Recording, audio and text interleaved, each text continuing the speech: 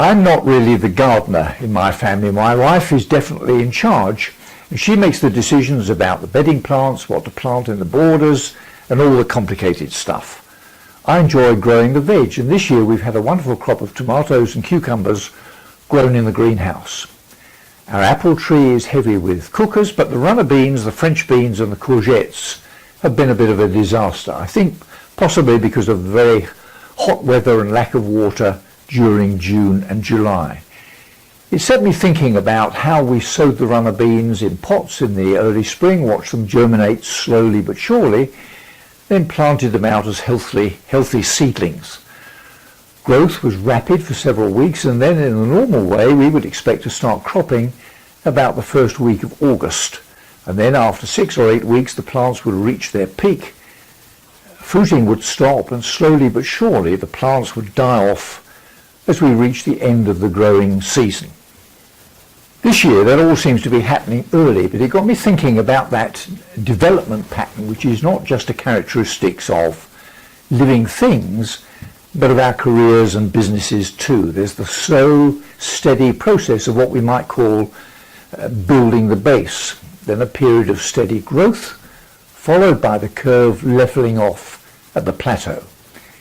In building our careers or in growing our business, if we own a practice, it's when we reach that plateau that we have to kick-start the process with some new initiative to restart the growth phase. In my career, after 5 or 6 years as a clinician, I developed a keen interest in cardiology in dogs, and that kick refired my enthusiasm as a clinician.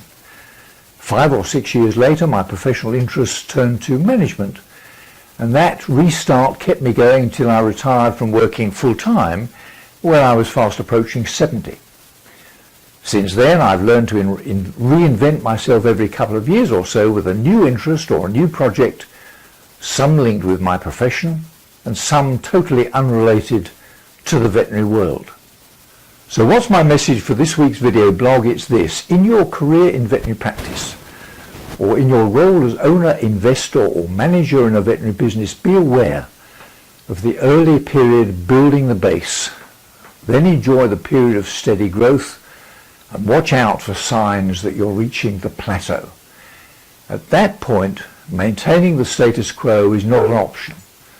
So that's the time to work out what you need to do to restart your career or your business into the next growth phase.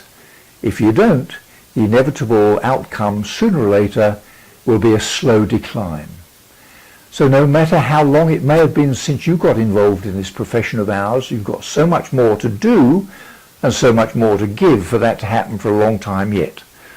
So watch out for the plateau and get thinking about what needs to be done to give your career or your veterinary business a new kickstart for growth. See you next time.